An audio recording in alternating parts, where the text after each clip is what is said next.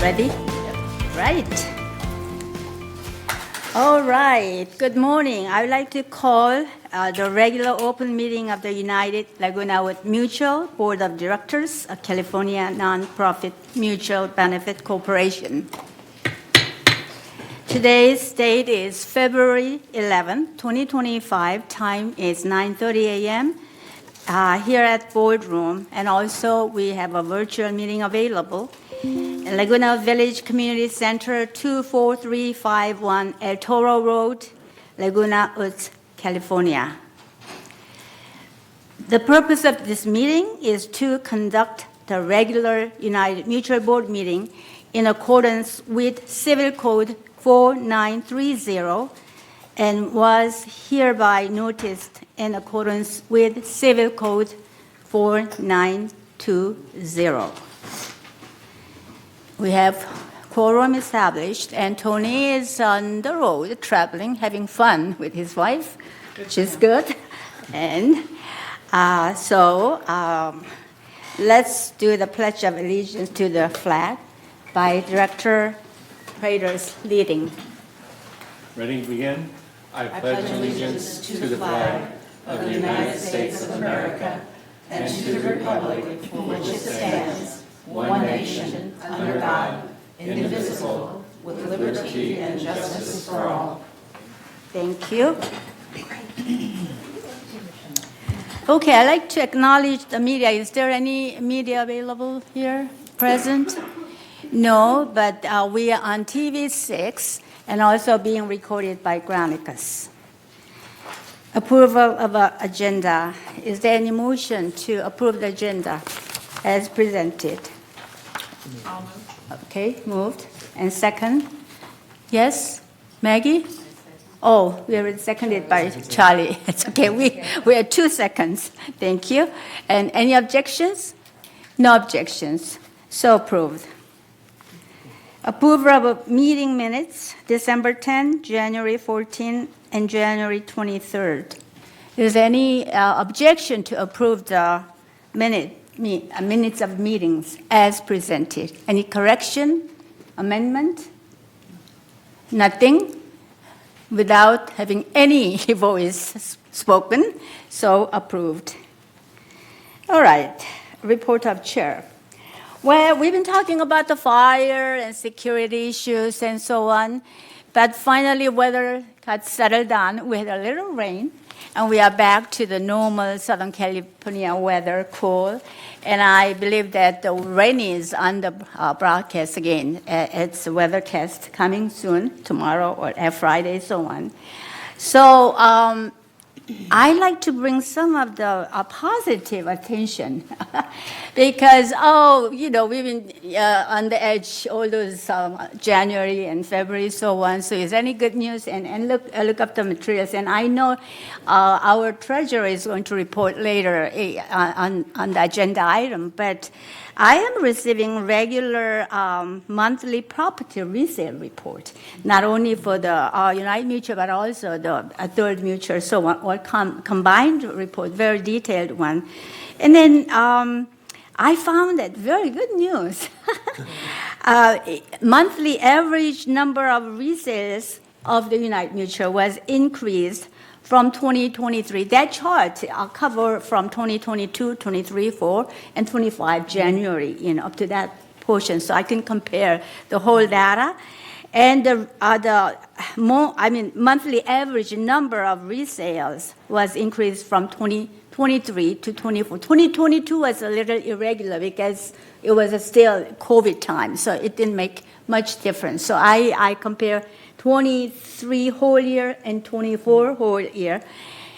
It increased by 55% from 20 to 31 monthly resale numbers. And total numbers of the yearly resale of 2023 and 2024 was 340 to 351 for the whole year period. And monthly total sales volume in dollars were increased by 94.5% from $5,864,000 to $11,405,000 $3,900. Most importantly, average resale price was increased by 25.5% from 2023 to 24. The dollar amount was $293,200 to $367,965.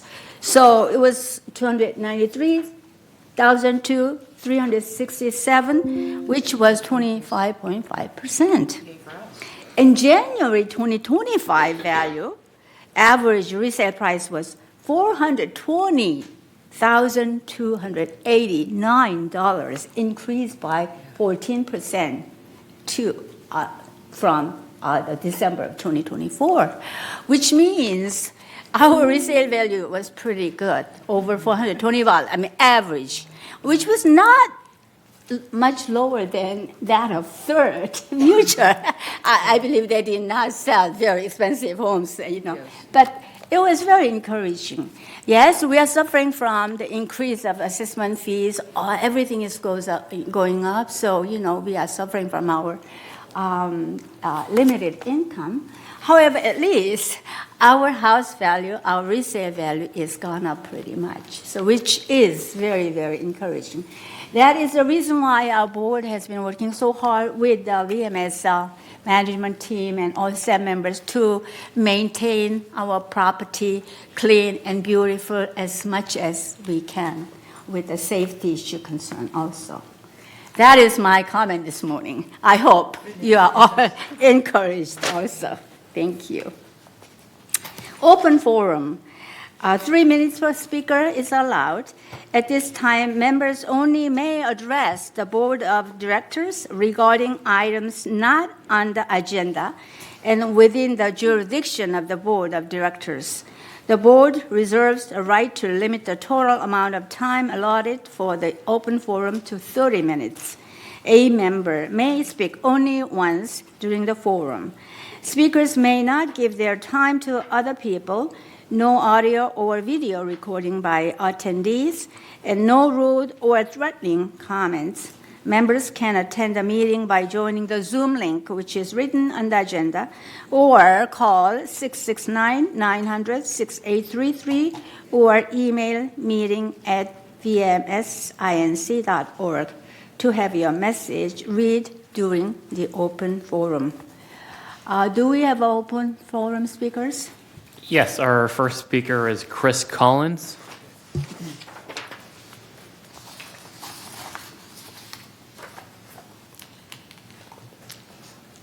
Welcome. Good morning.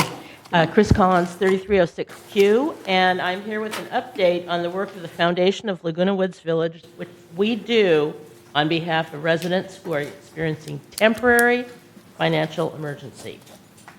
So, who are we? Do you know us? Do you know the Foundation of Laguna Woods Village, what it does? And do you confuse it with GRF, which is the Golden Rain Foundation? Sometimes I feel the Foundation of Laguna Woods Village may be the best kept secret in the village. Many residents are unaware of how the foundation can help them if they're experiencing financial problems. Many don't know that there is help right here in the village. In brief, the foundation has been the village's very own charity for the past 27 years, which is providing a safety net to help residents who are experiencing temporary financial issues. This financial help is obtained by contacting social services at 949-597-4267, which assesses the need for help and then contacts the foundation to provide that financial help. Residents' identity are kept confidential, and the foundation does not know who it's helping. The financial help provided by the foundation may take many forms. The simplest form of help is that the foundation will pay a bill for a resident to address their need. It can be a higher Edison bill, a caregiver bill, or a hearing aid repair. Financial help might also come in the form of grocery or gas cards to get a resident out of a tight spot. For those who are at risk of falling Financial help may be the foundation's renting of an emergency response device. For residents with limited financial resources, help might be also provided to purchase a hearing aid for them. Scholarships are also available for daycare services, and for residents without transportation, the foundation provides free transport once a month to the local food pantry.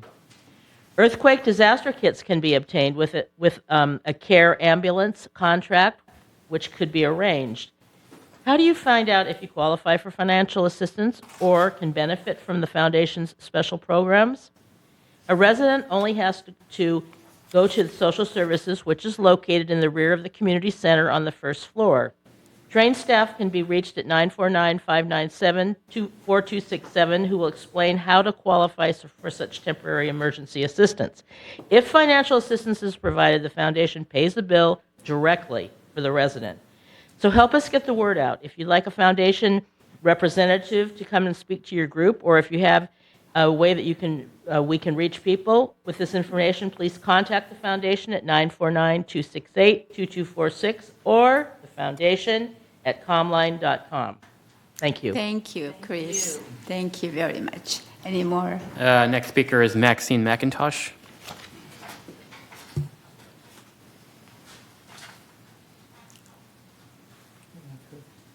Good morning, one and all. Welcome. Wonderful, thank you. Wonderful to be here. I just really wanted the opportunity to come and say how much I appreciate this board and the work you're doing. I've been here 32 years, going on 33, and I've seen a lot of boards come and go, and this has to be one of the best. I'm very, very grateful, and I hope other people are becoming even more grateful. I have a little concern over some of the letters I see to the editor in the Globe and so forth. And we've seen it year after year, people who are not really yet informed about the duties, the responsibilities of the board, and how it functions. And I hope they'll take time to find out that 80-90% of the happiness you have living here is due to this board. The board has control over all the rules, all the hours. The construction workers may not start at 5 a.m. in the morning and wake up all the retirees. They have to wait until the hour set by the board. And when people have a particular concern, they can always bring it and stand right where I am. I'm just so sorry that some people haven't soaked that up yet. It's just wonderful to be living in the community where the board also lives here. Every board member lives in this united, so they know what they're putting up with and what they're doing and how it helps each other. And that's wonderful. I've been thinking how terrific it would be if most of the people, one time out of all the years here, would send a note to the board saying, thank you very much. Thank you. Thank you very much. Okay, our last speaker is Dr. Elizabeth Romano. Good morning. I Good want to morning. address the problem that we have with a lack of leadership that's not qualified. And the last meeting that I wanted to speak at, I was taken out of this room and locked in another room over here so that I couldn't speak. Okay? The CEO here is not qualified, and you cannot do criminal activities towards people here. Okay? The other thing you retaliated against me with is just for speaking up. And the last thing I saw in my house is a guy was on the roof hanging a camera down. Okay? This is unacceptable, the way that you treat people when you want to retaliate against them. And this woman is not qualified. She is a career criminal. Look at all the Please don't financial. talk Sorry. about Okay, Yes. okay. CEO. Take a Personal look. ones, Okay, yes. we are missing a lot of money. Okay, we have bad leadership. There's a federal charge coming down for kidnapping for being removed because I wanted to speak against somebody who's not qualified. Thank you very much. Thank you. All right, any more? Okay. May I yes, say something? Sure. I'm really tired of these constant complaints and personal attacks against our CEO and others. I have researched her background and her qualifications, and she is highly skilled. I so appreciate that she is here running our village. She does a tremendous job. She has to run Third, United, and VMS staff. It's a huge job. And I have looked into her past, and all I could see are good things And every person has challenges with staff along the way, and you address them, and that's what happened. So I find this repetition over and over uncalled for and almost slanderous, and I wish it would stop. Thank you very much. All right, any more comment to the speaker? Yes? To the previous speakers, to the lady that came from the foundation, everything you said, you're doing wonderful work for the community, and I applaud everything you do. You do it, like I said, anonymously, and you are behind the scene, and you're behind the scene angel. And in any way we can support you, please let us know. To the other lady, Maxine, who thanked us for all of our work, I appreciate that. We all appreciate that. But I'm going to speak for the board to say we don't do this in a vacuum. We need people like you and others to come and voice your concerns politely, right, and timely. And let us do what you want us to do and need us to do. It may not always be what you envision happening, but trust me, none of your concerns go unanswered or unlistened to. We do the best we can with the resources that we have, but it's a two-way street, and we need all of you. To Maxine's challenge, all of you coming to town halls, all of you coming to the boards, and not just thanking us. Come with your complaints. That's fine. Thank you. Thank you. Yes, Nancy? With all due respect to our membership and to my colleagues, personnel matters are not public information. If you have a consideration about any individual, you address it to the appropriate hierarchy. Yes. If it's a mutual, to the president. If it's to something regarding VMS, to VMS. This is not a forum for targeting, slander, personal opinions, and unsubstantiated comments, period. Thank you very much. Very helpful comments. Any more comments? Yes. I have a question for Chris Collins, if she's able to answer it. I have had a number of people coming up to me and talking about their electric bills, and they are saying that their old windows seep, and they say they can feel wind coming through it. Where do you direct people for assistance? Or They need to call or come in here to social services, because social services that's resident in our building and it's resident here in our community, they vet everything. Because of HIPAA laws and so on, we don't know who we, pay Well- bills for and do things. But the social worker, Yeah, can you come to the microphone? Speak, please. This is important information for people.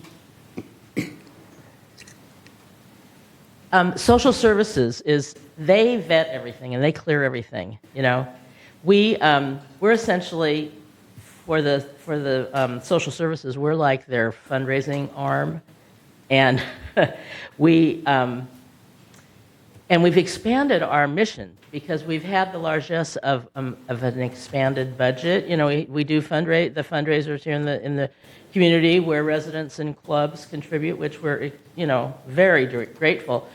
But we've also had some bequests and things that have come to us. So we've been able to expand what we're doing. And so originally the mission was to help people that, had temporary financial crisis. Then we've diversified and gone into like this fall prevention thing. And that was based on the fact that, so many of the ambulance calls are provoked by people that have fallen. And we know that once someone falls, that leads to all kinds of different things. And so, and the emergency response devices. And I know during cold weather, we do pay for the Edison bills for people that have been vetted by social services. Okay. So that's the best Thank you. thing. Yeah. Thank you. Thank you Yeah, very thank much you. for the information. If we have any further questions, yes. Before you leave the microphone, would Yeah. you repeat that telephone number that you gave a while ago? I'm going to have to go get it because I. Oh, okay, sorry. But I think that would be good for us to Helpful. just direct them directly to Chris.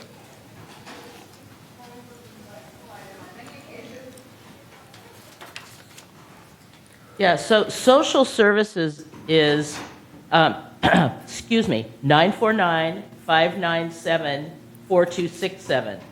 And I'm sorry, 4267? 4267. Okay. Yeah. And, like, if someone calls resident services, they can give them that information too. And it's in the breeze, it's all over the place, that phone number. But they're the ones, they are, the social service people, they just work untiringly on our behalf. Thank you. So, yeah, thank you. Good.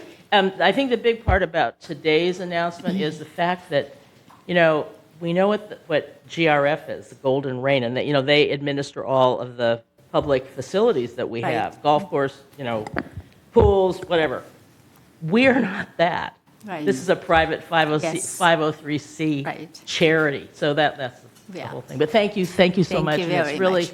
it's your reception of the information that I bring is really good. We really appreciate that. So thank you very much. Okay. And we're having a planning, we have a yearly planning retreat. It's this Thursday, and we're looking at how we can partner with the community on disaster preparedness, because I don't think anybody that lives in Southern California wasn't pretty wound up about what happened in January. So Right. anyway, so that's what we're, Tom, did you have a comment? Yeah, Yes. Chris, do you ever not fund anything that's referred to you by Social Security, Social Services? Sorry about that. we're not really It's in tax league with- time. we're not in league with Social Security.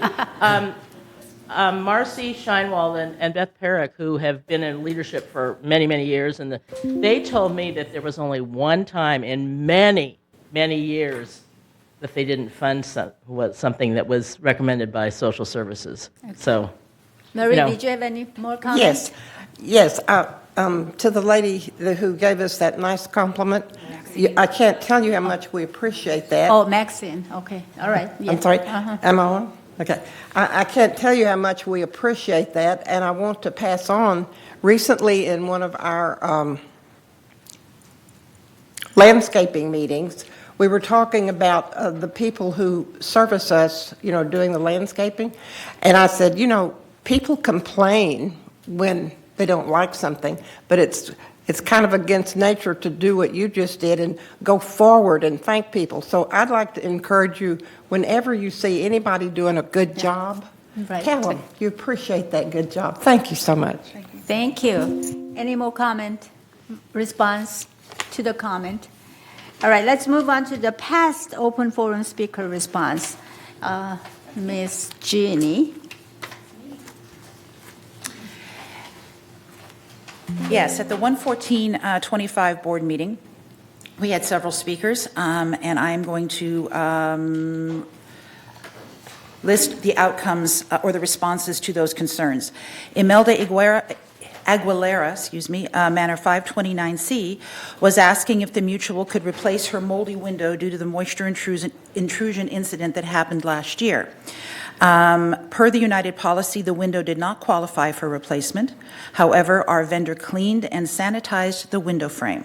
Staff confirmed that there is no moisture found in the drywall. Dory Newman from 321C requested and was recommending that we form a neighborhood watch due to the crime going on in the community. That recommendation was received. Miles Pruitt, 191D, was concerned about the crime incident that has happened in his neighborhood. The Director of Security, Eric Nunez, addressed this issue during the meeting.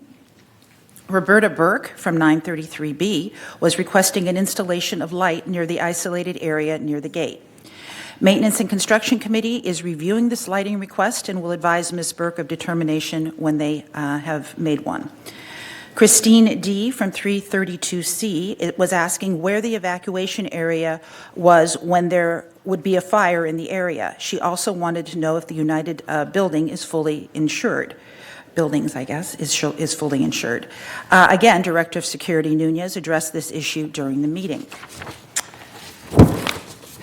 And finally, Janet Diaz of 472D was concerned about the sex offenders and why we are allowing them to reside in our community. Our criminal background qualifications policy, Resolution 01-2221, dictates that United shall evaluate the nature and severity of the crime and the elapsed time to make a determination based on facts and evidence rather than a perceived threat. Some of the criteria for the evaluation is based on the following: date of conviction, recent convictions are more relevant than older convictions, age of the individual at the time of the conviction, jail time and/or fines imposed by the court at the time of conviction, the type of crime, and any other mitigating circumstances. Thank you. Thank you very much. Okay, next item on the agenda is number 9, CEO report. Thank you, Siobhan, Honorable thank President, you. members of the board. This morning, I want to highlight hot topics in our community, starting with information about Southern California Edison power outages.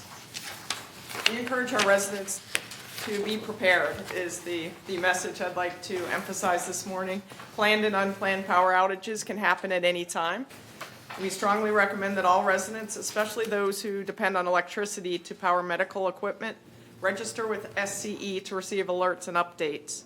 Per the utility's mandate, residents should address all questions and concerns regarding SCE work directly to SCE. Residents should sign up for SCE alerts. This can be done at sce.com/outage-center/outage-alerts to receive email alerts. Residents can visit sce.com to view current information, visit the outage center map, and check the status of scheduled maintenance outages. Residents may also call SCE customer service at 800-655-4555. I also want to emphasize Edison's special programs. The Medical Baseline Allowance Program allows Edison to automatically contact participants in a Stage 3 emergency rotating outage. This provides enrollees with an additional 6.5 kilowatt hours of electricity per day, and residents can apply at the address shown on your screen, sce.com/residential/assistance/medical-baseline. The Critical Care Battery Program offers eligible customers a free portable backup battery to power their medical devices during outages. Again, you can apply at the address shown on the screen before you. I also want to touch on questions we are receiving about wildfires. I know yesterday the boards received a great presentation from OCFA. In terms of mass evacuations, the Orange County Sheriff's Department oversees evacuations during disasters, with security services assisting as directed by OCSD. Evaluation sites are chosen by the Sheriff's Department. Decisions depend on the situation and can change quickly. Evacuation sites might include schools or large shopping center parking lots. The main goal is to always protect the evacuees. Further, on wildfire information, to stay informed about fire events, visit the Orange County Fire Authority at ocfa.org or on Twitter or X at x.com/OC Fire Authority. Statewide updates are available at fire.ca.gov/incidents. Residents are also encouraged to enroll in Alert OC. This is the county's mass notification system at ocgov.com/about-county/emergency to receive real-time sensitive messages directly to home, mobile, or business phone with options for text and email notifications. Residents are also encouraged to enroll in the village's Code Red system. This is our emergency alert system. In emergencies or situations requiring urgent communication, Code Red delivers brief, critical alerts via phone, text, or email to residents. Visit lagunawoodsvillage.com and click Sign Up Today under the red and black Code Red icon located at the bottom right-hand corner of any page. You can also register through the resident portal. Residents who have tree trim and removal requests should contact Resident Services to submit consideration request of the removal or off-cycle trim. Resident Services can be reached via email at residentservices@vmsinc.org or by telephone at 949-597-4600. Again, the board received a great presentation yesterday from OCFA. I wanted to mention some of the information that they have also shared with staff. And what I want to highlight this morning is right now, The only requirements for vegetation management are in the northwest corner of Laguna Woods along Laguna Canyon Wilderness Park. The area is currently the only part of Laguna Woods labeled as a very high fire hazard severity zone. I know this may change with the new maps that are coming out, but the area is inspected annually and was marked compliant for the 2024 inspection season, and we are looking to have the 2025 inspection start in March by OCFA. And also OCFA wants us to be aware that they will not mandate removal of any living trees. They state that well-maintained, mature and watered trees can actually provide ember protection in the event of a wildfire. OCFA stresses the vertical separation of trees from the ground or vegetation underneath to prevent a ground fire from climbing up a tree. But again, you learned much more yesterday during the presentation. Switching topics, I want to announce that the 2025 Laguna Woods Art Association exhibit is here. Voting is underway for the favorite art piece. Residents are invited to the community center to see the exhibit. There are more than 140 works of art on the first and third floors of the community center. And each piece is accompanied by a placard listing the artist's name and contact information, the artwork title, medium, and dimensions, and the price if it is available for sale. Starting Friday, March 3rd, residents may vote for their single favorite artwork. An official ballot is available in the lobby. Simply drop the completed ballot into the lobby ballot box, and the winner will be announced in What's Up in the Village on Friday, March 7th. The exhibition is open during community center hours, which is 8 a.m. to 5 p.m. Monday through Friday. And lastly, I want to announce that AI translation is now available in resident services. VMS offers an enhanced communication option via an upgraded AI-powered translation tablet. This new technology offers speech-to-speech translation, greatly improving the experience for our non-English speakers. This also provides faster, more seamless interactions and marks a positive step towards fostering an environment where all residents enjoy a sense of belonging. And with that, that concludes my presentation this morning. Thank you very much. Any question? Yes, Nancy? I see some beautiful pieces of artwork here in the boardroom, and the boardroom is typically locked. So are these pieces here not in the competition? They are in the competition, and anyone interested, if the door is locked, can get access from the concierge desk. Okay. They're prepared for that. Thank you. Thank you. Yes, Ginny? I have a question. Yes. I know I've been approached, I know we have questions on the board here. This is going back to the wildfire and our evacuation plans. Many of us here are mobile. We have vehicles. We could follow whatever evacuation plans were set in place through and alerted through Code Red or the OC Sheriff's Department. What happens to our residents who are not mobile? They don't have access to cars. What do we do for them? We are going to be publicizing a bunch more information because this is a hot topic.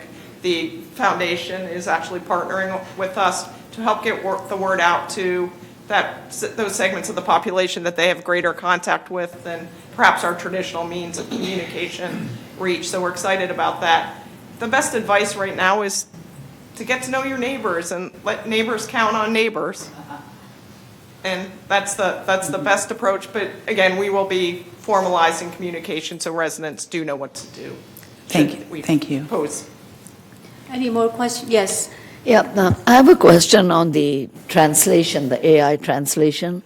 How does that get into, what do you have to do to get that translation You going? come into the resident services lobby and they have a tablet that does speech-to-speech translation. So you speak into the tablet in your native tongue and it's translated into English for our staff to assist. So is that limited to the services when you go into the hall? Right there? now, that is correct. Okay, thank you.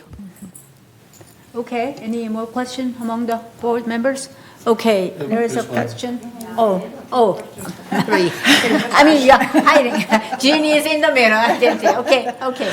Yes, I had been thinking about in relation to saving water, and now in relation to having water on hand when the electricity goes out.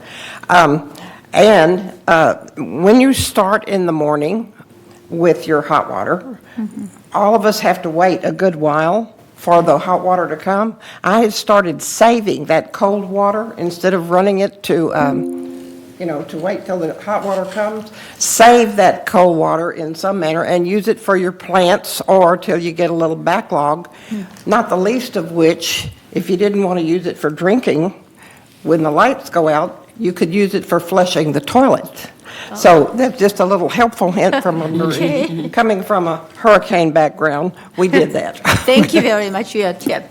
All right, any question or comment? We don't do member comments during CEO right. reports. Sorry. I don't have to do that one. I just want to make a point of information when you're getting together over plans for evacuation in case of a fire.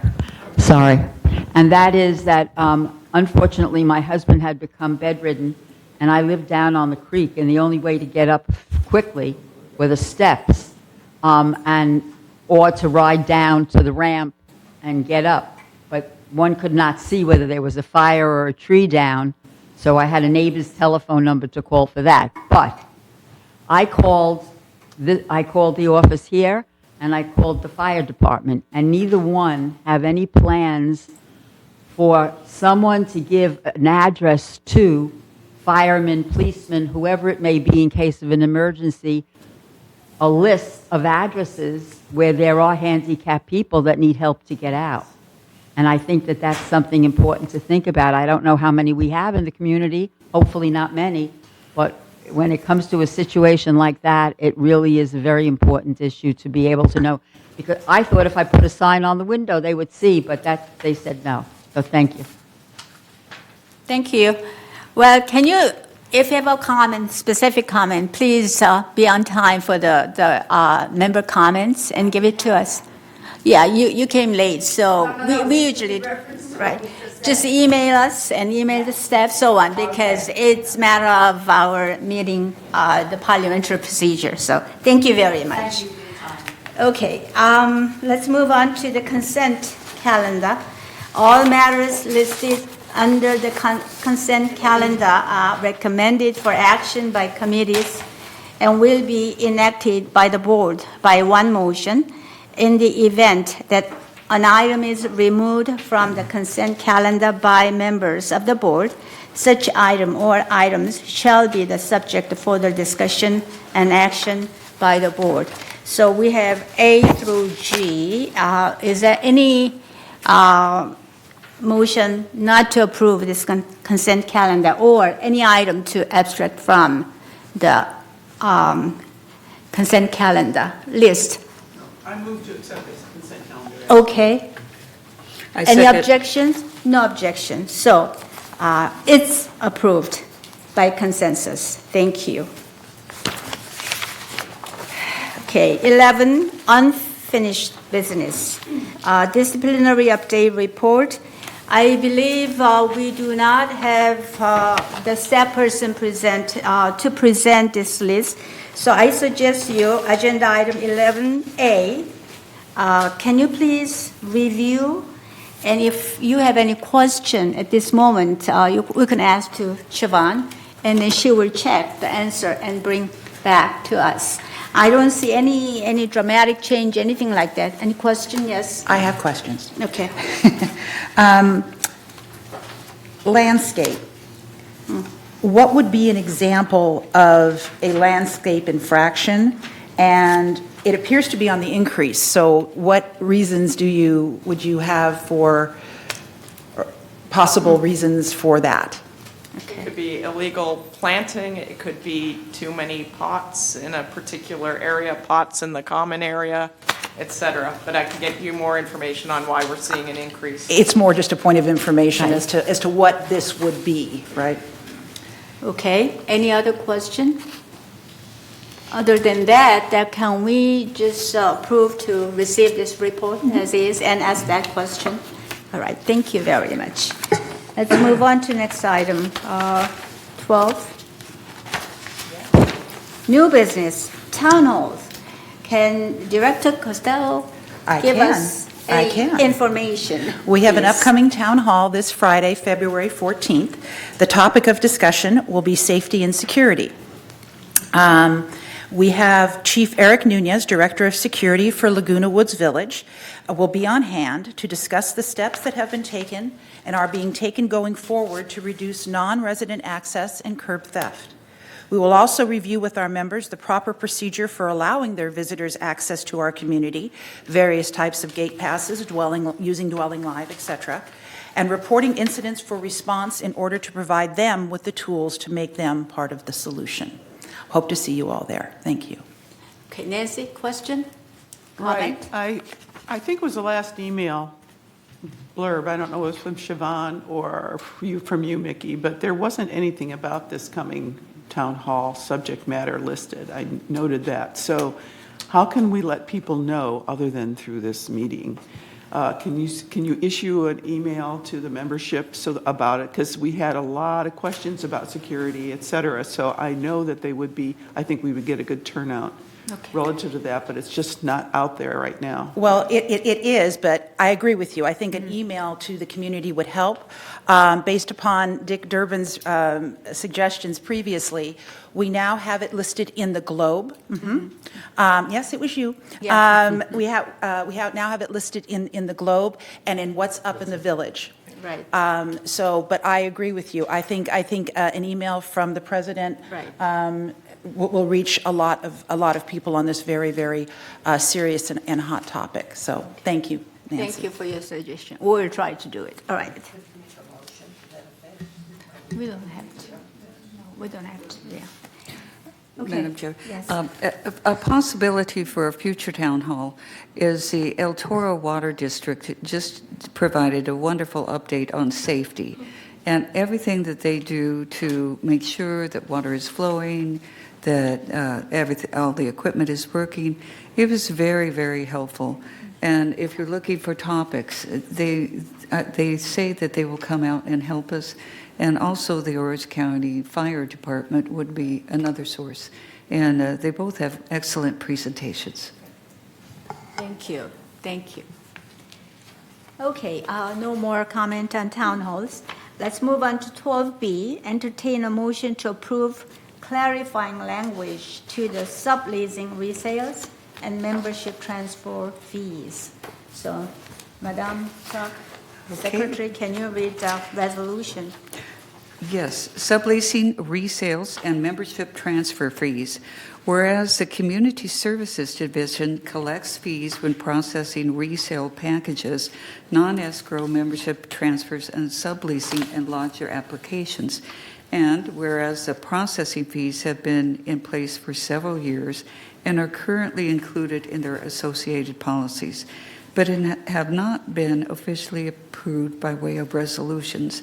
And whereas all community services fees established by the board should be identified in one resolution and placed on the website to provide transparency and improve communications. Now, therefore, be it resolved, February 11th, 2025, that the Board of Directors of this corporation hereby ratifies and adopts the following fee schedule related to processing all resale packages, non-escrow membership transfers, and subleasing and lodger applications. United Sublease Permit Lodger Rental Room rental fees, administration processing fee, $160. Application rush fee, $100. Application renewal fee, $160. Application extension fee, if the original agreement is less than 12 months, $60. United resale fees, required additional fee for recording of memorandums for cash sales, $280. United Trust transfer fees, membership certificate non-escrow transfer, $50. Required recording of memorandums, new, $280. Resolve further that similar to recording executed memorandums of occupancy agreements and memorandums of termination of occupancy agreements for cash sales, the new recording fee of $280 to record said memorandums for all non-escrow membership transfers creates a public record that puts third parties on notice about the occupancy rights on the property. The fee includes the actual recording cost and administrative staff costs. And resolve further that Resolution 01-24-61, adopted June 11, 2024, is hereby superseded and canceled. And resolve further that the fee schedule shall be placed on the website, and resolve further that the officers and agents of this corporation are hereby authorized on behalf of the corporation to carry out this resolution. I so move this resolution. Is there any second? Nancy? A second. Okay. Any discussion? I just want to clarify, this comes from governing documents. Yes. So we are moving to have this included in terms of compliance with governing documents, so there's nothing that's really exciting. Right. Yeah.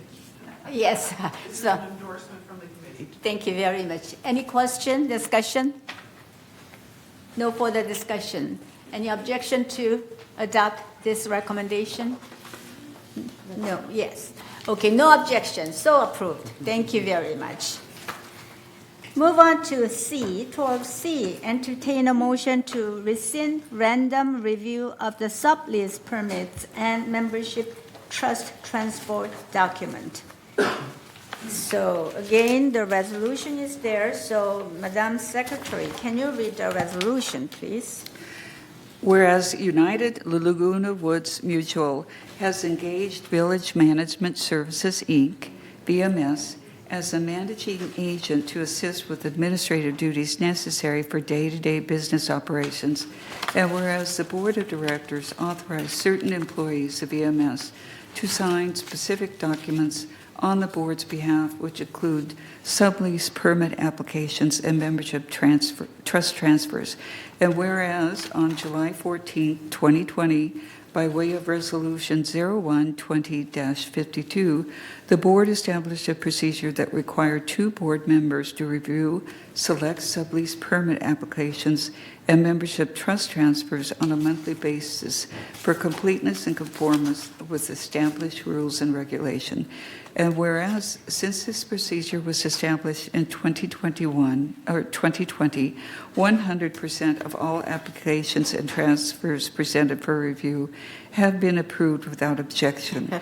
And in order to relieve board members from additional administrative burdens, Resolution 01-2052 shall be rescinded. Now, therefore, be it resolved on February 11th, 2025, the Board of Directors of this corporation hereby rescinds Resolution 01-20-52, adopted July 14, 2020, and resolve further that staff will escalate certain applications for board review per standard practice, and resolve further that the officers and agents of this corporation are hereby authorized on behalf of the corporation to carry out the purpose of this resolution. I move this resolution. Any second? No. Mary? No second? No. Okay, Second. second. Yeah, it's an endorsement from the governing Okay. documents committee All right. again. Okay, there is a second. Right. Any discussion, question? Yes, Marie? In the, next to the last resolve, there is either a word in or a word out that should be, because it's 2 different meanings. Right. It's either the staff will, and so we omit the 2, or we insert try.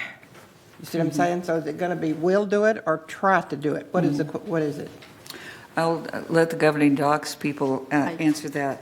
It would read either resolve further that staff will escalate certain applications for board review per standard practices, or the staff. It's a Scribner's to delete the word to. Okay. Okay. I'm there's a- sorry, make that clear. Is it they will or they will try? They will. They will, thank you. Will. Okay, any question to the staff? Do you have any More Excuse me. discussion? Okay, Nancy. I want to make sure the corporate secretary got that. Got it. Right. Delete the word "to." Thank you. Make that edit. Yeah, thanks. So there's just error correction, right? Right. All right, thank you. Any motion to object to this recommendation? No. So approved. Thank you. Okay, let's move on to D item, 12D. Entertain a motion to approve a supplemental appropriation for atrium wall reconstruction at 251C. All right. Yes, resolution. Yes. The supplemental appropriation for reconstruction of the atrium wall between buildings Manors 251-C and 251-D.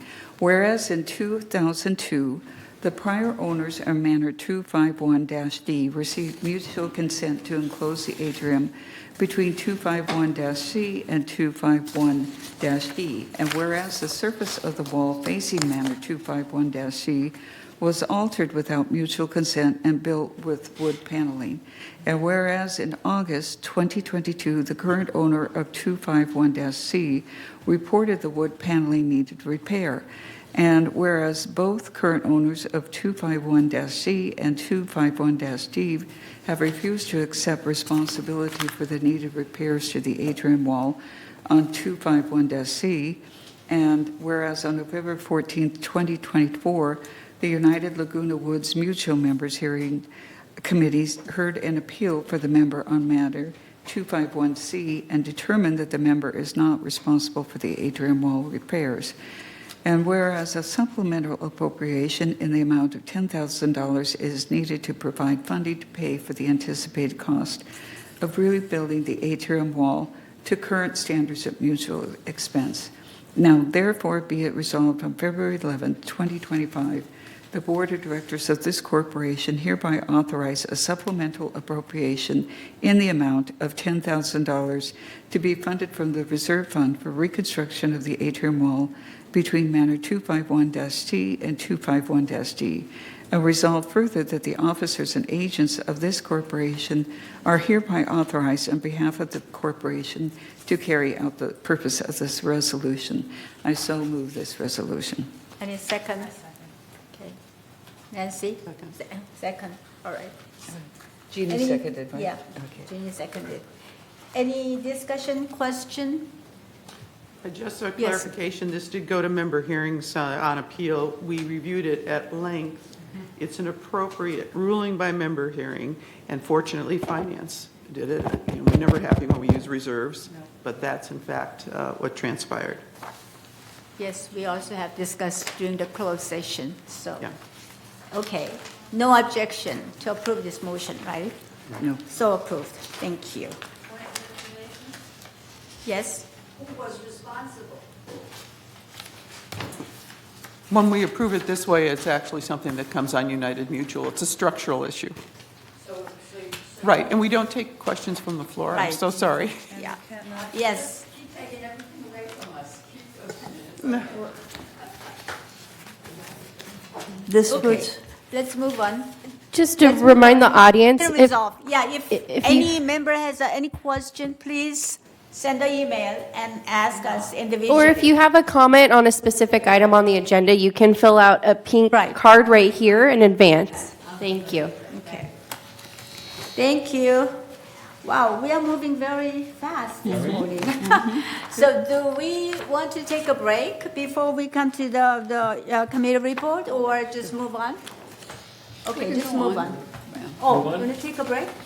Let's take a break. Let's take a break. Anyone take a break? Yes. Okay, Yes. all right.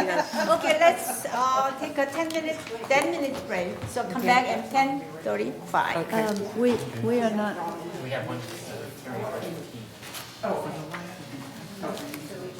So you don't get to leave. Don't announce results of member hearing.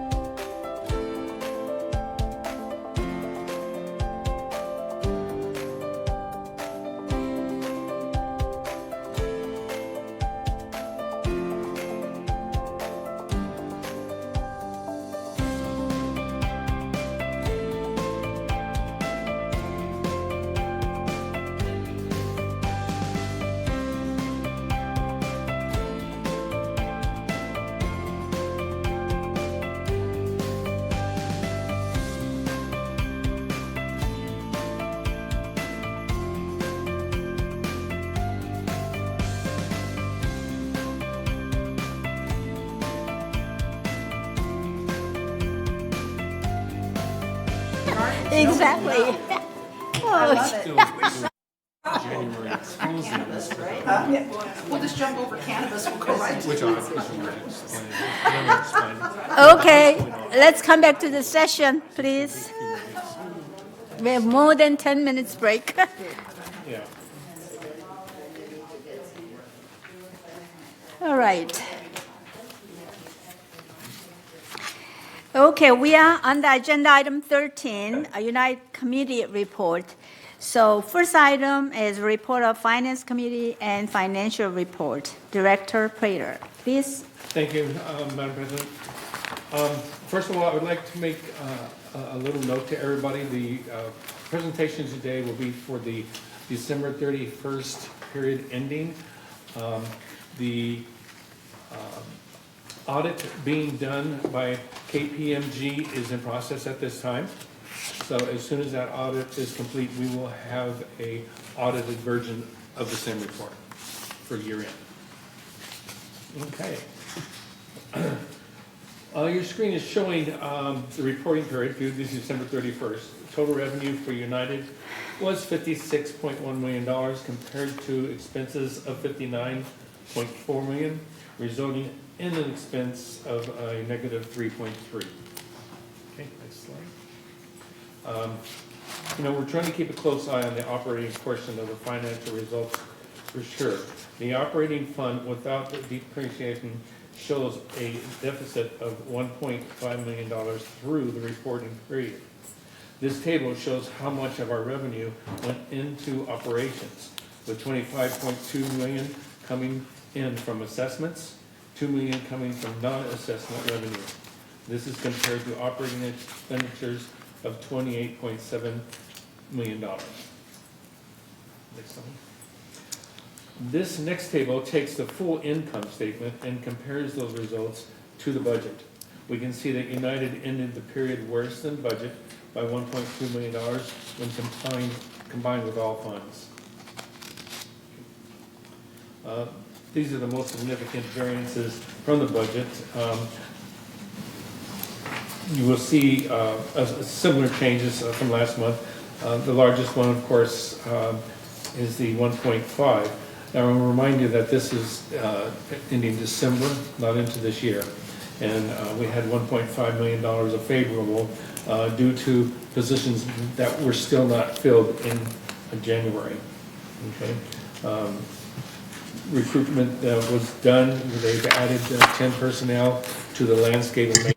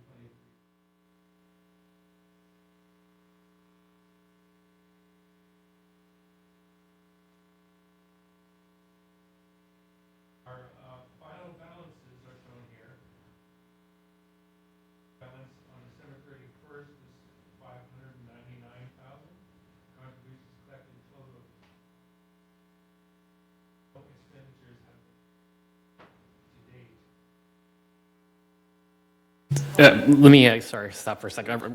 Apparently we're having sound issues. Let me try to fix this so fast. Sorry about that. We're having some sound issues right now on Granicus. Let me try to fix this. Yes. I think it is now. It is, I knew it wasn't on. His mic was. Oh, my Operator error. Okay. Okay, start over. The microphone's okay? Do you want to start over again? It's up to you. Do I need to start over real quick? I would think that would be the best. Yeah. Okay, no problem. We can go through it pretty quick. Okay, Okay? all right. Let's We go. have to enough time anyway. I'm sorry. That's why we had extra time today. Right, For my exactly. That benefit. was the purpose. Yeah, it was done on time. Okay, here we go, we'll do this. Do the reporting period of December 31st. Before I go on though, I did state that this is a non-audited finance report for the end of the year. For January, December 31st, the audit is being done by KPMG at this time. As soon as those results, the audit is complete, we'll give a final year report again. Okay, so now we can go on. Through the reporting period of December 31st, total revenues for United was $56.1 million, compared to expenditures of $59.4, resulting in net expense of $3.3 million and a deficit. The finance, we try to keep an eye on the operating portion of our financial results. The operating fund without any depreciation shows a deficit of $1.5 million through the reporting period. This table shows you how much of our revenue went into operations, with 25.2 coming in from assessments, $2 million coming in from non-assessments revenue. This is compared to operating expenses of 28.7 without depreciation. This next table takes the full income statement and compares the results to budget. We can see the United ended in a period worse than the budget by $1.2 million when combining all funds.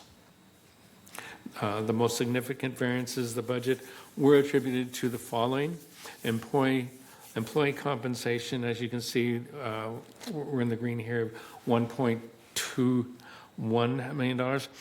That's because of the openings that we had in landscape and construction. This is being turned around in this year, and it's going to be better because we will have our own crew. They hired 10 more people. Materials and supplies, a positive favorable variance on maintenance and construction. Landscapes due to less materials and supplies used throughout the year, such as appliance, carpentry, irrigation, and pest control. Insurance is another one as a favorable. This is because of the joint policy we did back in June 1st in 2024. Fees and charges to residents show a unfavorable variance due to a lot of damage restoration that went on in 2023 that carried over to 2024 budget. And we did underestimate the per incident cost. So that's another reason that we're on this thing. Okay, outside services, we just, as you can see here, very unfavorable. That's because we did a lot of outside landscaping and tree trimming and stuff that we're trying. And again, this will be reflected really good this year because of the new positions. 10 of them have already been supplied, or filled, I should say, on that one. Okay, this chart will show the non-assessment revenues earned to date of 2.7. Revenue is organized by the category, starting with our largest revenue generating category. Fees and charges to residents followed by investment income, the laundry revenue, lease processing fees, and the other ones such as golf carts and electric vehicle fees are included in this. This table shows the same $2.7 million of a non-assessment revenue as presented with the previous chart. It does show a year-to-date compared to last year, so it's just a comparison chart that some people wanted to see. On this one, you see the Expenses to date of $59.4 million, showing that our largest categories of expenses are for property tax, followed by employees' compensation and related outside services, insurance, materials and supplies, and others. This is the same, again, this is the same table that shows the same amount of the 59.4, again, showing it to the current year's and prior year's year-to-date budget. Our fund balances are shown here. The contingency fund balance on December 31st of 2024 was $599,000. Contributions collected totaled $151K, and no other expenditures have been incurred to date. In 2024, the board approved the transfer of $742,000 from the contingency fund to the operating fund for the 2023 operating fund. So it started early in last year, and the reserve balance on December 31st was $13.5 million. Contributions and investment revenue collected totaled 13.7, while expenditures, as we said, were up to 15.5. We compare these non-operating fund balances to history fund balances for the past 5 years on this chart, and it still has an average balance of 19.3. This table illustrates a schedule of repayment for the temporary borrowing from the reserve fund. United has always kept a close eye on the repayment of any borrowed fund monies from the reserve fund. On November 12th of last year, the board approved a temporary borrowing from the reserve fund of 3.2. We showed the schedule here for the full repayment of money borrowed by March of this year, and they will be on schedule. All right. This is from the finance department, and here, Madam President showed you a lot of the positive things here on this chart. We had resales of 354. That's 14 than the prior year, as she said. The average year-to-date price in United is 391, which is 34,000 more than the prior year of the same period. So everything is heading in the right direction. With this board's help and the committees, I think we will have a really good 2025. Thank you. Yes, I just have a question. It seems to me we used to have a leasing report in this. I haven't seen it for a while, where it shows how many are leased for 5 months, a year. We have a finance report, a page. Right? Yeah, 13.3. 13.3. Madam Chair, Yes. could we go back to... Georgiana, speak into the microphone. Oh, have you finished this? Oh, she's still working on that. Yeah, she Her found it. question. She Right. found it. Okay. She found it? Okay, thank you. Do we want to take a member comment at this time? Oh, just a minute. She has The a board comment. first, and then we'll take Now, Sue has a comment. Well, And then you It got was it, right? taken care of. Okay. Okay. All right. Could we go back to slide 10? And that shows, well, I think it was 10, where it shows the reserves. Sue, Right. speak into the microphone. Oh, okay, thank you.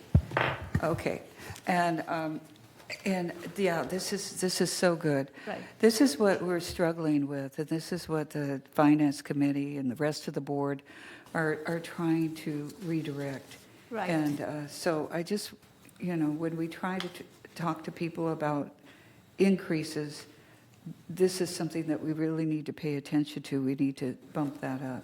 Exactly. That's- Last year, from 30 years report, it goes down until 2028. So it will further go down, but we try to turn it around if possible. That's why last year we increased reserve fund a little more and so on. And also additional, the revenue will be helpful for that, right?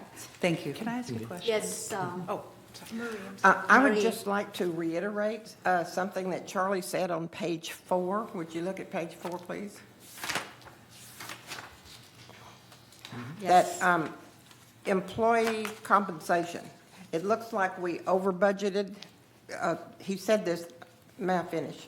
It looks like we over budgeted, but when you balance that with what Charlie pointed out about the outside services, it kind of balances, but indeed we need to note that that would still be, and the reason it was out of balance because we didn't have the employees. We're now got 18 more from over there. That's going to be better. Right. But we need to be cognizant that even if we had all of those employees we needed, then we would still be 1,300,000 in the red. So I just wanted to point that out as we look forward, okay? Yep. Thank you. That's correct. Yeah. Maybe yes, but maybe no. Because Sorry? maybe yes, maybe no, because maybe those outside services were costing us more. That's what I'm pointing Than what out. the internal, Yes, so it shows that 2 million, right? right. Yeah. Exactly. I understand exactly what you're saying. So that's the cost of outside labor is what Yeah, that that's says to showing me, us that to right? do it outside, it costs $1 million more, maybe. But we just have to be cognizant of both of those things and look at it as we go forward. Yeah. Exactly. Okay, Tom, please. Actually, with the landscaping outside services, it used to be, I think, the ratio was for every 10 open positions, we could hire 9 outside services, and that's what they did. So that 1.3 is something other than the landscaping Costing more. costing more, because they just got less service, really, than 9 employees instead of 10. So the 1.3 million's an issue. Yeah, and that's correct. And some of that is also include outside services. We had an extremely uptick in damage last year Restoration. during the rains, Exactly. especially. Hopefully, I know they've been really diligent about getting a lot better surface sealing and roof sealing and stuff like that. So we hope with the start of the rain season coming in pretty strong this week that we'll be ahead of the figure there. But that was one of the major things. That's great. Yes, thank you. Anybody else? Any comment, question from Mr. the? Rader. Hi, Dick Rader, 270D. I think Georgiana raised a very important point that the information about the percent leasing used to be included, and it is no longer. And I think that's something, and I think Chair mentioned that's within your packet as a resident. It's not available to me. Okay. So I'm wondering if you just include that slide. It's been done before Sure. this press report. Okay, It's in the we'll have packet finance. for residents. It's in the packet, yeah. Yeah, it was Yes, in the Nancy. finance part, and It Finance is available. We don't show it, but it is available. In here, Yeah, yeah, it's there, right. But I still think it might be interesting. Okay. Okay. Put we'll on the make that- slide, all right. Thank you. We will do that. It is, Thank you. it is a relevant piece of information for us to have routinely, Okay. analytically. I forget what the, just senior Maximum. moment, what the, 20. I can't remember if it's 15% No, is what our it's max. now about 14%. No. But the What is- maximum, 25%. 25%. That's not right. No, it's not 25. It could be 20, but 20, it's not yeah, 25. I think so. The third is 25. That's yeah, important to we are know because 20%. these are the leases we know about. Because in member hearings, we have issues of illegal occupancy Right. and left. So one of the things to note and dovetail is that when we have increased incidents of security complaints, thefts, spikes, and all this, it sometimes gets tied back to illegal occupancy, so on and so Right. forth. So we do want to have and handle and monitor what our lease situation is. It seems to, our security seems to be better. We know who's in the village, yada, yada, yada. The fees are being paid for it, which is important because we also see in member hearings where tenants, et cetera, damage properties, and then, what impact is that on United's budget and expenses? Yes, Okay, Georgiana. yeah, I think a thing I would like to know too is on the new properties that are being bought, how many are investors or how many are just putting them up for rent or something like that? Because I just, to get a better idea of what's going on. Okay. Well, I think in the resale packages that we sign, they divulge if they're going to do that. But of course, after the fact, we don't necessarily know. I mean, at any given point, one of us may say, oh, I want to rent my place out, et cetera, and we have to abide by the rules on that. But it's good. We really do need to keep this information prescient because it's relevant to a lot of other things. Thank you, Tom and Jeannie. Yeah, I think I would agree with Mickey that the ceiling is 25%. It used to be 20%, but then state law changed where it had to go up to 25%. So we're allowed to see 25%. It used to be that you had to live here 1 year before you could rent it and that state law changed that. And since that time, you've seen the increase in rental units go up steadily. I think it used to be around 10 or 11%, and now it's up to the 14% right. area, and it continues to go up steadily on that. So, Thank you. Thank you for clarification. Jeannie? I have a question with the upcoming budget discussions going forward and revenue generating and trying to get back into balance again. Right. Golf cart electric fees, right? Right. We're talking about the people that charge their electric vehicles in their carport. In the garage, yeah. Right, okay. Is there a way, I'm asking because we have staff here, is there a way to pull the cost of that electricity from that? Because my point is, I think that's a loss leader. I don't think that the people who are being charged, myself included, in the garages to charge my electric vehicles is being covered by the $20 a month that I'm being charged to do so. So I think we're losing money on this proposition, and at very least, it should be, they should be covering the costs of their own electricity. That's my point. Well, may I? Yes. Madam Chair, thank you. Nancy? That's a very important point. We've kind of raised it tangentially previously, which is I have a dinosaur when use gas. And then my budget for gas per month is, a couple $100, whatever it turns out to be, versus you, which are paying $20 a month. So, people, and we're finding that more and more people are charging the cars, and we have the added issues that they're tripping the breakers. Okay. So that one is an engineering mechanical issue with we're tripping the breakers and usage and so on and so forth. The other is that it's not a level playing field for our members. So we're basically begging them to go out and spend money on electric vehicles so that they can have less expense in fuel and consumption. But is it at our expense? Right. Okay, I agree with everybody here. I think that's a good point. And we got to note that one of our biggest upticks in expenses was utilities.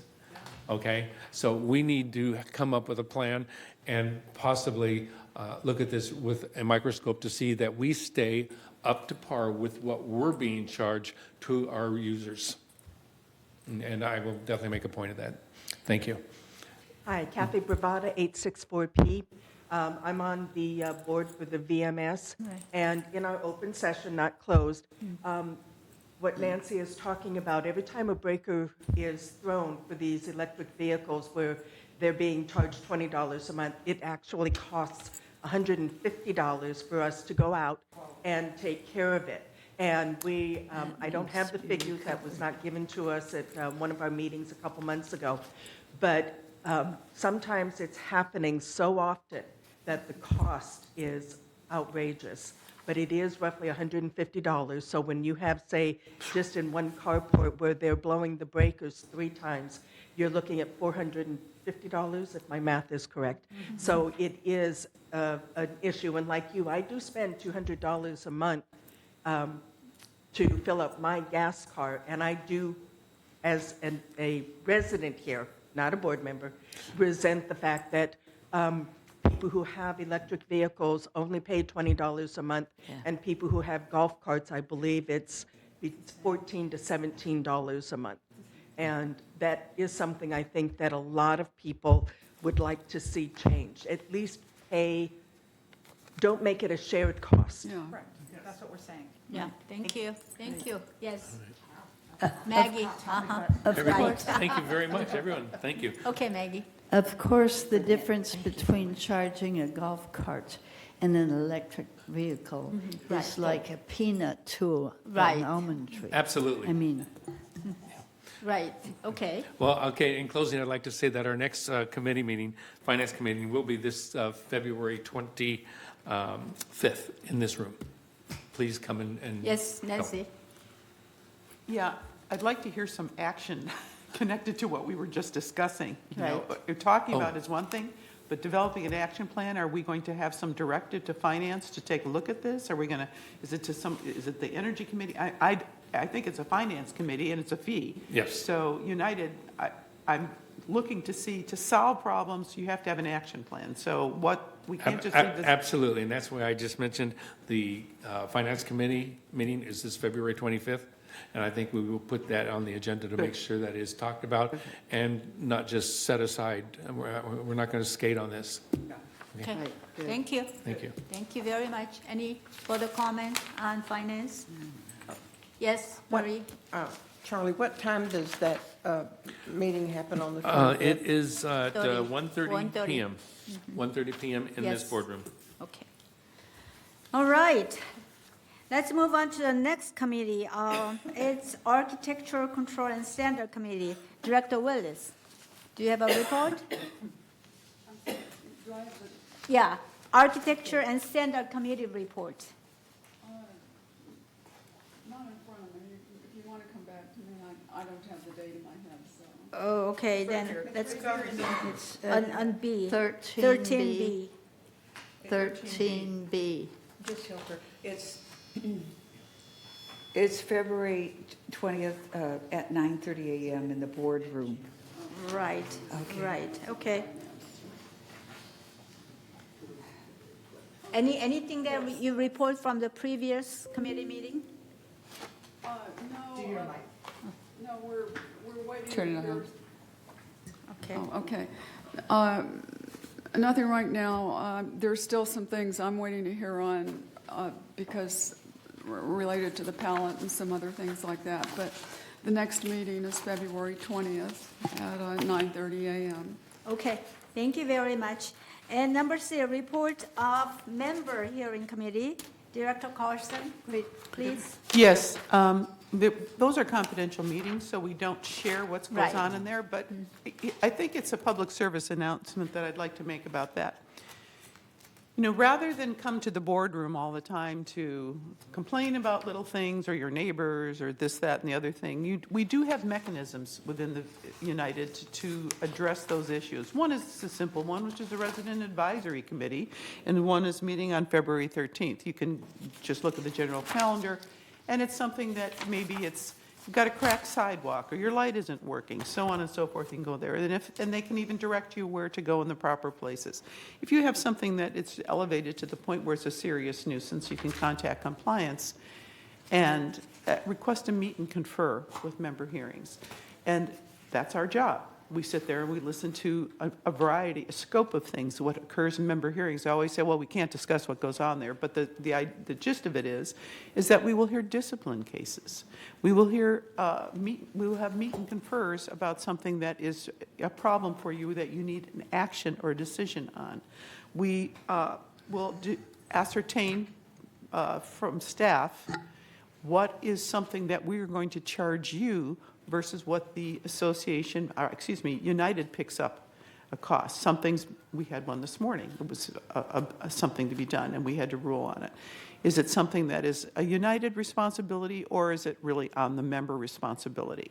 So a lot of interesting things happen there, but the point that I want to make is there are mechanisms for you to come and express yourself and get solutions outside of coming to the boardroom, because we are the backstop. They are the action people that can direct you into the right places and see that things get done. Thank you very much. Very helpful comment. Okay, report of Governing Doc Review Committee. Ms. Blackwell, please. Thank you. We did talk about the criminal backgrounds checks, and so that was published also. It'll be published again because our people need to know it once somebody says, we have criminals everywhere. We don't have criminals everywhere. We do have some errant guests and relatives of members, and those we will be watching. Okay, so our next meeting will be February 20. February. Okay, it doesn't have the date on the minutes. February 20th, thank you. Thank you. Report of Landscape Committee, Director Kwam, please. Yes, our next meeting is January 27th. It's the fourth Monday of the month. And, it's on February 24th at 1:30. And I have a different message. People come to our committee all the time and request additional service. We cannot provide more than what we are funded for. If you want additional services, you need to talk to the board members, the finance committee members, and the entire board. We are doing the best we can with the funding we receive. Thank you. Okay, report of Maintenance and Construction Committee. Okay, myself and Nancy and Sue, Maggie, Nancy and Sue, Maggie, four of us are MNC committee, I believe. And we had a meeting January 22nd. An important issue was that we invited one of the vendor from Wash and Dry Services again. So we heard from them. It was a second time. Also, we had denied some golf cart parking space permit because we felt that was not appropriate. And we also had a budget discussion. I mean, very, very preliminary one because MNC is the largest budget. I mean, as you know. So we are starting that conversation again with the cooperation of with the Finance Committee again. So we will have a lot of issues coming up. So I like for you, even though you are not committee member, come too and participate in the conversation. And our meeting will be, next meeting will be February 26, 9:30 here in the boardroom. Thank you. Okay, and then move on to the report of Resident Advisory Committee, Director Willis again. That'll be Thursday. Okay. That'll be this Thursday at 4 in the Elm Room. So my question is there any members coming over and have some consultation regularly? Yeah, it's usually small, and I think there was a time one day when no one came. So it's an opportunity to just, if you've got something that's maybe fallen through the cracks, to come meet with the board members and some board members in the Elm Room, and we'll try and get some action on it. So I imagine a lot of people may have those issues, but maybe don't know about us because it's not highly publicized. But anyway, and it doesn't take that long. You just come and present the information, and we'll see what we can help you with. Okay, thank you. Right, Revenue Committee meeting. Usually we have a meeting right after agenda prep meeting on Thursday. So once you come to agenda prep, please join us. And we had a lot of good conversation. As you know, that we had some ideas from the last ad hoc committee.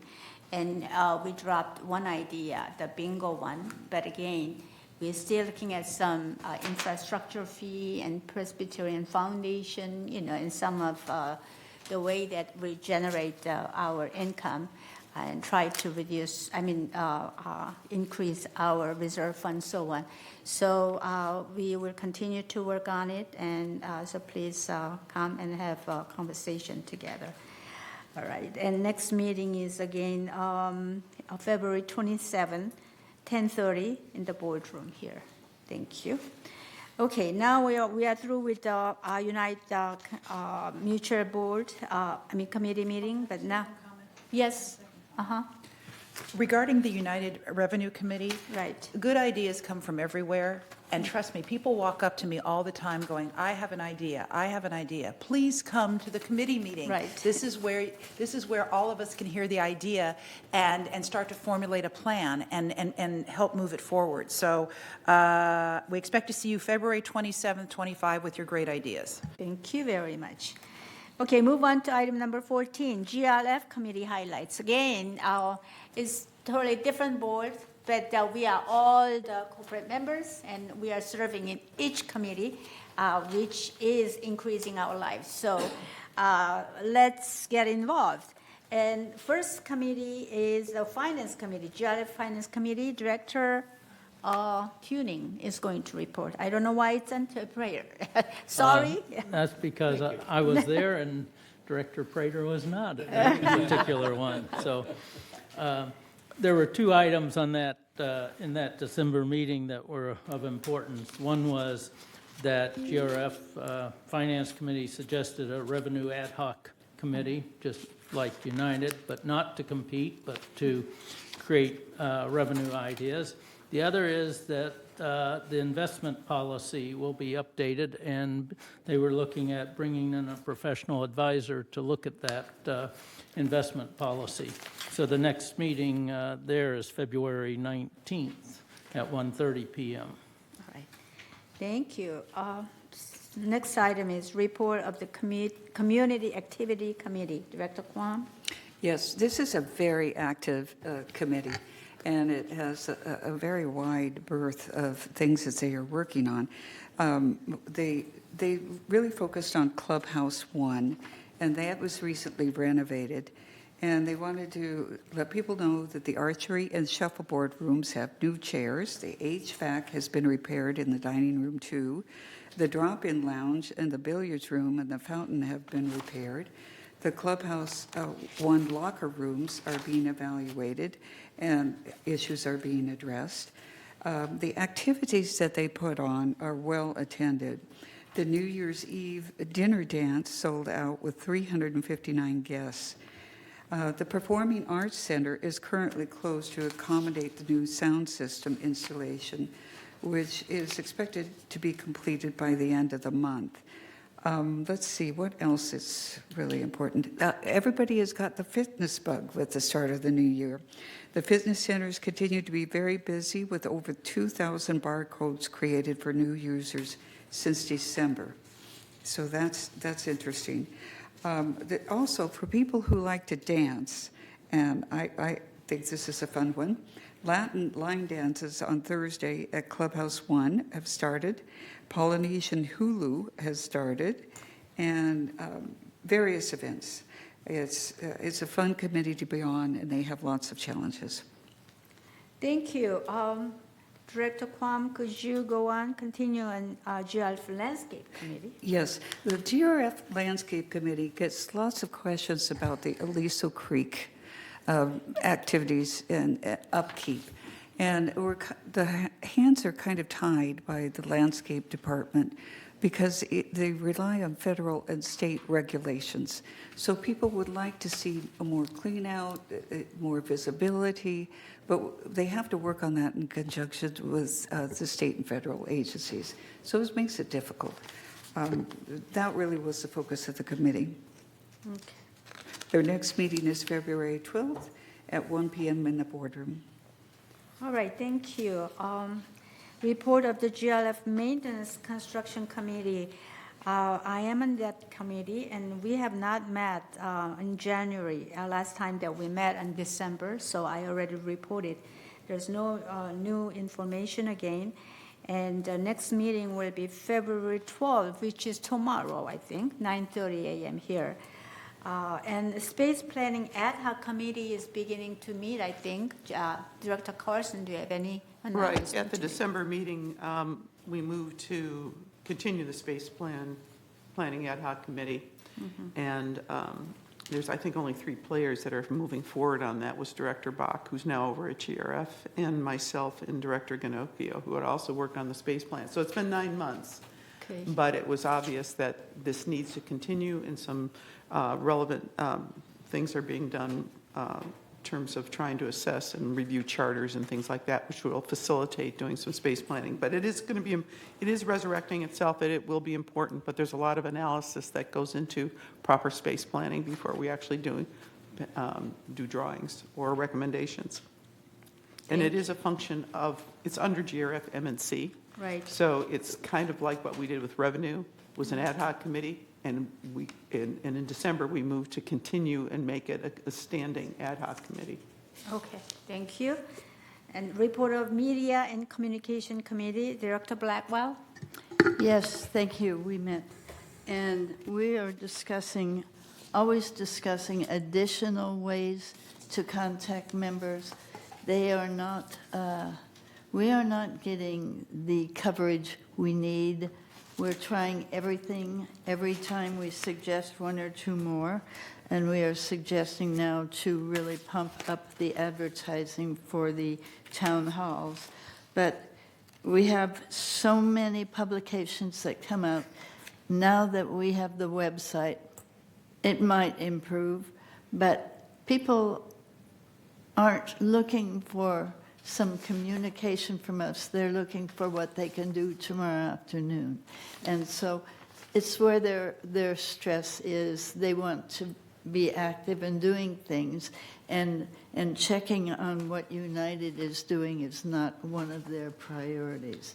I don't know how we can increase that, other than it always happens if hot letters go out in the Globe, but I don't want any hot letters in the Globe. So, but there's got to be some way. I don't know, an airplane flyover. I don't.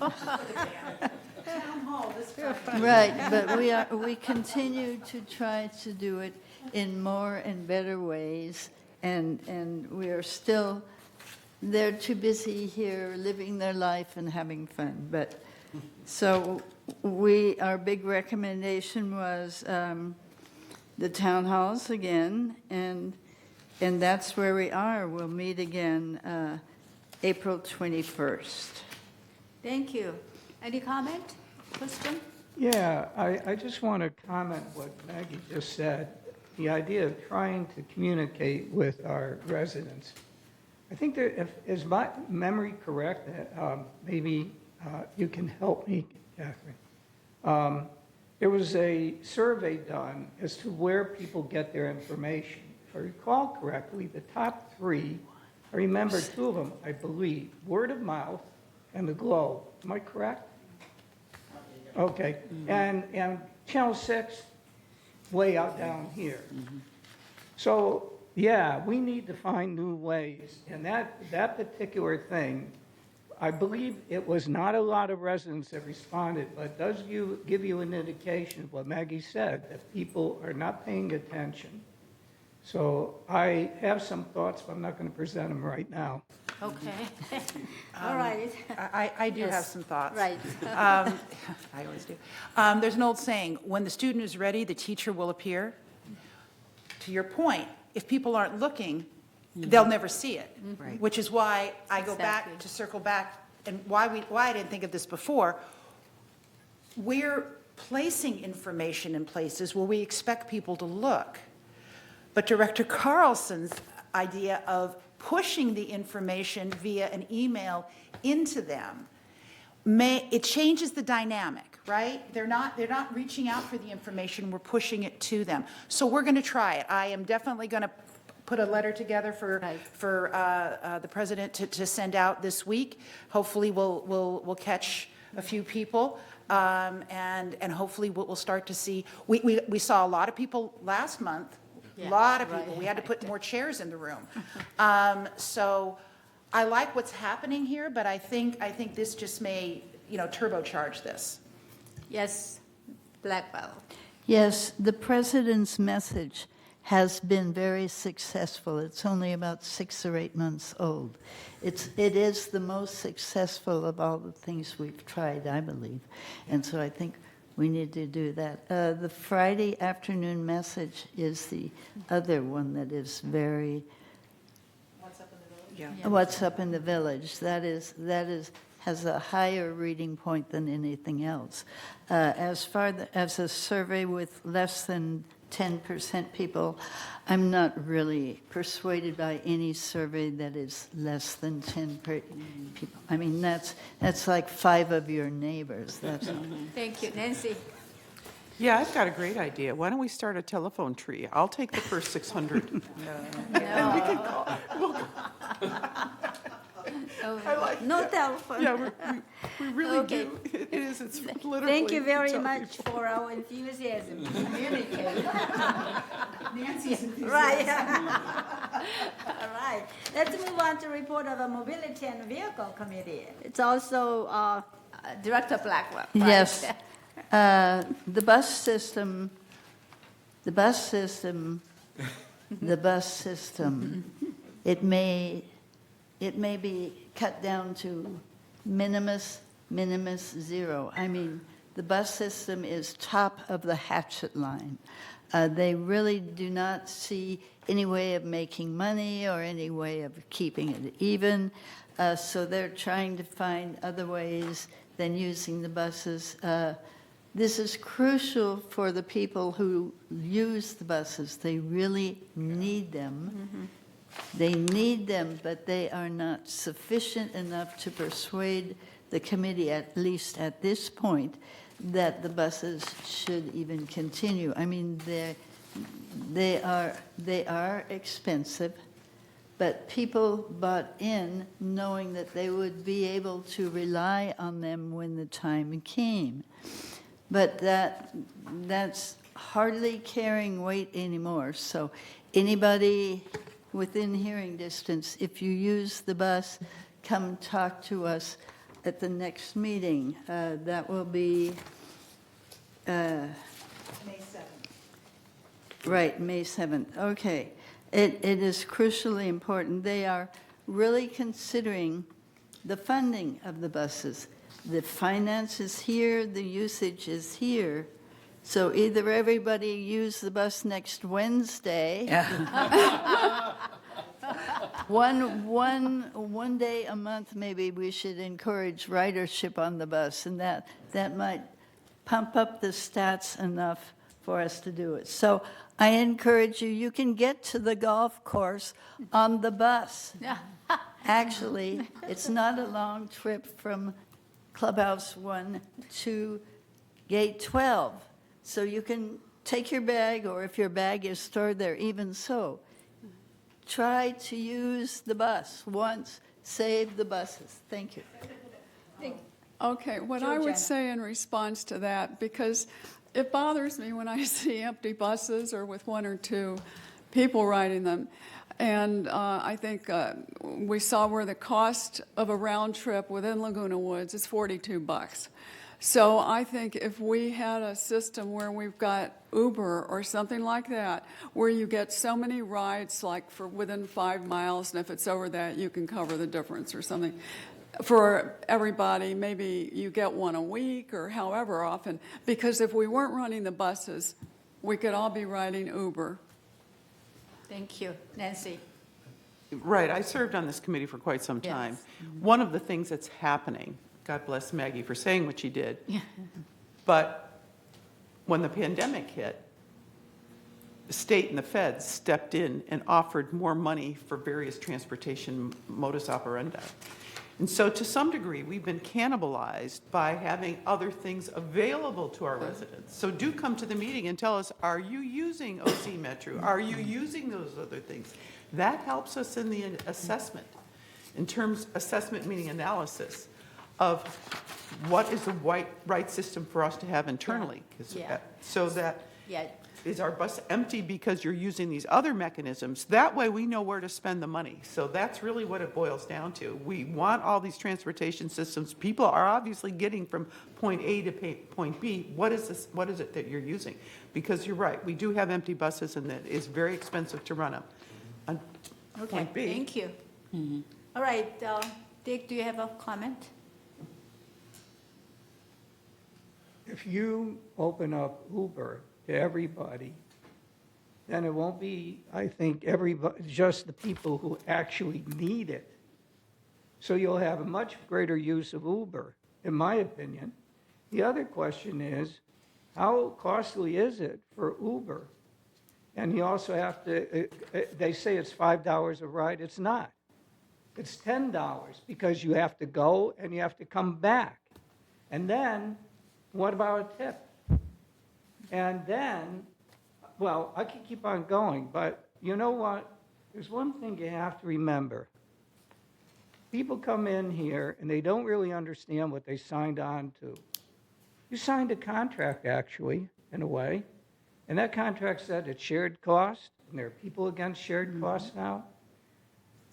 There are people, I know one in particular, they came to here because of a partner that was disabled and they required it. People want to go to church. They don't only want to go to, get food, essential.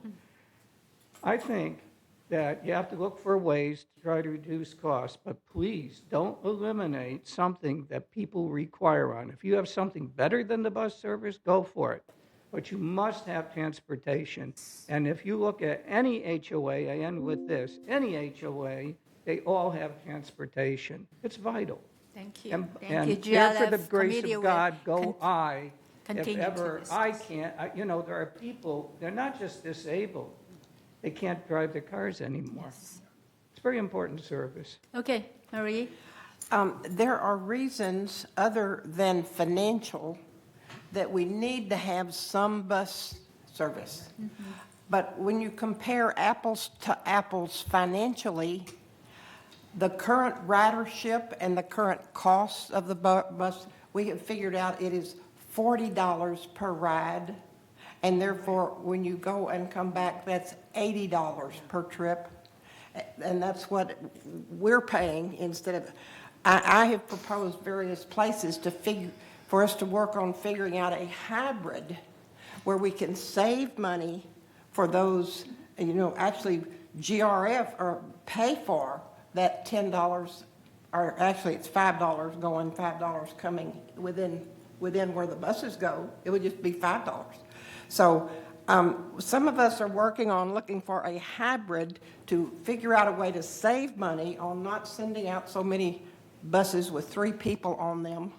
Yes. And provide door-to-door if we make a deal with the city for us to pay, instead of paying $40 a ride, pay $5 a ride. So we're working on that, okay? But we recognize there are some cases that need to have those buses, so we cannot get rid of all of them. But that is not on a financial decision. That's on a heartfelt condition. Well, Thank yes, you. we Sure, have Jenna. different types of transportation, and we do have the journey thing for people who are ill and need certain types of transportation. Okay. But I just think that if we had so many Point of coupons or order. whatever available to each household. Okay, Maggie, and then we will stop this discussion because you go to GLF committee and discuss with it. I was going This to is a say, report time. this was a committee report. This is Yes. not a forum for Exactly. discussion. That's what Thank I'm you. saying. Thank you very much. All right. Let's move on to the Security and Community Access Committee. Carson, Director Carson, please.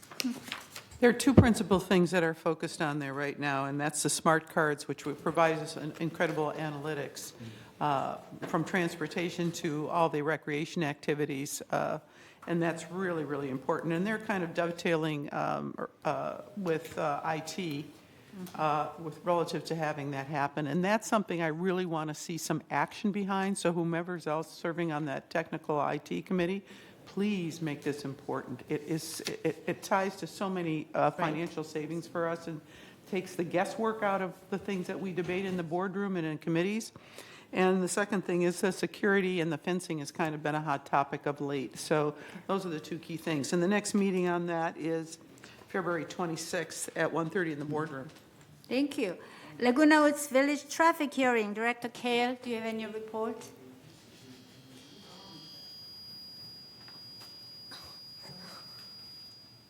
Sorry. Okay. Nothing out of the ordinary. We had our meeting and we had a few people being found guilty and the others being just let go. There's nothing extraordinary going on there. Okay. Routine. What is the percentage of getting ticket, valid Well, versus? last time I think it was 3 out of 5. 3 were found guilty with fines. Oh, is that right? Yeah. Okay. All right, I'm just wondering. Yeah. Thank you. Okay, report of disaster preparedness task force, Director Willis. Do you have any report? One thing that was brought up at the last meeting had to do with block captains, and we don't have them. In other words, there are people who are acting in certain capacities, but that's the next step, and we will be presented with more information. And so I'd like to see this get going so far as finding people who would be willing to be block captains. But some of what we're going to need is just coming from the police or whoever would help evacuate us in a situation like that. And they tend to have plans too. So right now we're waiting on some stuff and a presentation related to us so far as how to do the block captain thing. Thank you. Can I ask a question? Yes. What are the responsibilities of a block captain? What do they do? Well, right now, a lot of the volunteers we have a medical background, like a nursing or something like that. And so these people are involved, but it would have been more beneficial if someone had told them, okay, or to start preparing, get more volunteers. And so that's sort of what we're looking at now. People are going to be coming from the outside to present some information so far as related to emergency situations, and that's coming up, but that's sort of what we're waiting on. Maggie? Yes, the block captain has no physical requirements. They're supposed to go around and locate the handicapped people who will need help in their area. They are not to be the first responder. They have no need to do CPR. All they have to do is try to formulate and keep updated a list of where the most handicapped people live. So don't be afraid of becoming a block captain. All you're sending us is you send security the information so they can go check on these people. Okay. You yourself are required to do nothing. You can't be required to do Just anything. volunteer. Right, Okay. thank you. Thank you very much. And Information Technology Advisory Committee, Mr. Tuning, please. Yeah, this is primarily a meeting about the ERP system, which will affect everybody, especially that this next phase includes the budget prep system, which we will be using the budget prep for our budget analysis and everything this year.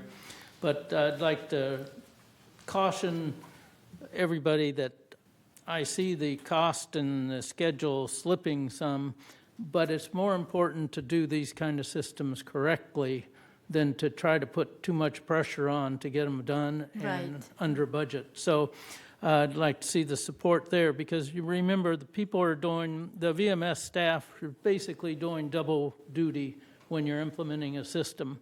They're taking care of the existing system day to day, but you're implementing a new system and testing it and everything.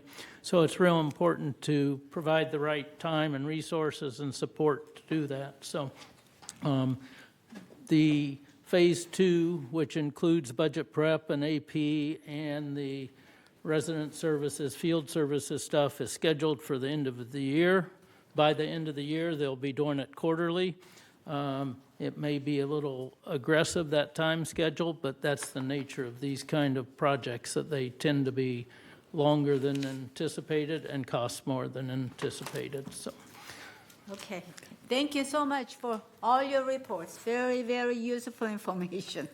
All right, let's move on to the future agenda item. All matters listed under future agenda items are resolutions, 28-day public review, or items for future board meetings. No action will be taken by the board on this agenda items at this meeting, and this board will take action on these items at a future board meeting. One of the items on the agenda is painting program, established ad hoc committee.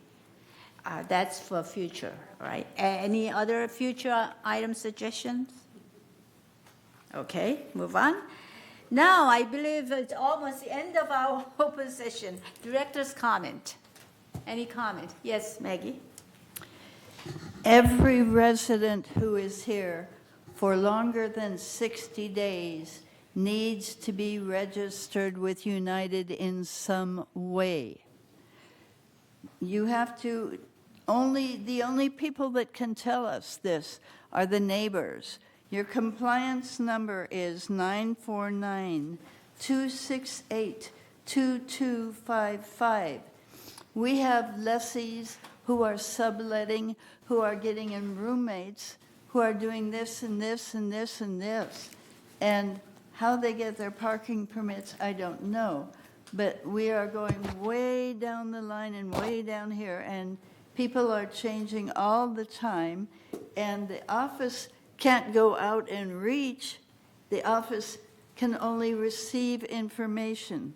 So if you have neighbors that keep changing frequently, please call compliance 949-268-2255.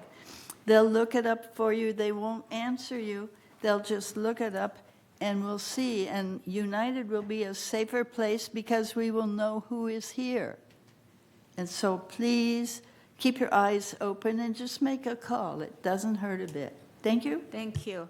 Any other comments? Yes, Charlie? I have a question regarding the entrance. Are realtors given automatic passes?